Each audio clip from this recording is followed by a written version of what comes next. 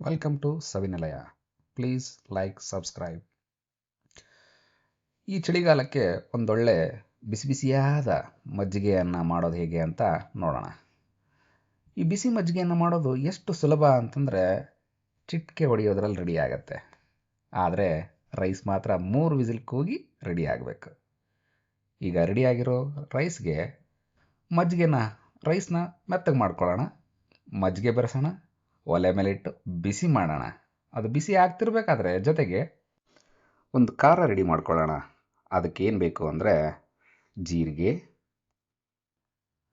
ಮೆಣಸಿನಕಾಯಿ, ಕೊತ್ತಂಬರಿ, 1-2 ಬೆಳ್ಳುಳ್ಳಿ ಇದನ್ನು ಹಾಕಿ ಮಿಕ್ಸಿ ಮಾಡಿ ರುಚಿಗೆ ತಕ್ಕಷ್ಟು ಉಪ್ಪು ಬೆರೆಸಿ ನುಣ್ಣಗೆ ರುಬ್ಕೊಂಡು ಅದನ್ನು ಆಗಲೇ ಒಲೆ ಮೇಲಿಟ್ಟು ಬಿಸಿ ಮಾಡ್ತಾ ಇದ್ವಲ್ಲ ಅದಕ್ಕೆ ಹಾಕಿ ಮಿಕ್ಸ್ ಮಾಡಿ ಈ ಕಡೆ ಒಂದಿಷ್ಟು ಬೆಳ್ಳುಳ್ಳಿ ಸುಲ್ಕೊಂಡು ರೆಡಿ ಇಟ್ಕೊಂಡಿರಬೇಕು. ಅದನ್ನು ಒಂದು ಪಾತ್ರೆಯಲ್ಲಿ ಒಗ್ಗರಣೆ ಹಾಕಬೇಕು. ಸಾಸಿವೆ, ಜೀರಿಗೆ, ಆ ಬೆಳ್ಳುಳ್ಳಿ ಎಲ್ಲ ಹಾಕಿ ಚೆನ್ನಾಗಿ ಹುರಿದು ಬಿಸಿ ಮಾಡಿ ತಟ್ಟೆಗೆ ಬಡಿಸ್ಕೊಂಡು ಜೊತೆಗೆ ತುಪ್ಪ ಹಾಕಿ ಒಂದು ರುಚಿಯಾದ ಕಡಲೆ ಪುಡಿ ಅಂತ ನಮ್ಮ ಕಡೆ ಕರಿತೀವಿ, ಕೆಲವರು ಅದಕ್ಕೆ ಚಟ್ನಿ ಪುಡಿ ಅಂತಾರೆ, ಅಥವಾ ಯಾವುದೇ ಒಂದು ಚಟ್ನಿ ಪುಡಿ ಜೊತೆಗೆ ಮಿಕ್ಸ್ ಮಾಡಿಕೊಂಡು ತಿಂದರೆ ಆಹಾ, ಏನು ಹೇಳಲಿ, ಈ ಚಳಿಗಾಲಕ್ಕೂ ಈ ಬಿಸಿ ಮಜ್ಜಿಗೆ ಅನ್ನೋಕ್ಕೂ ಅದು ಅವಿನಾಭಾವ ಸಂಬಂಧ.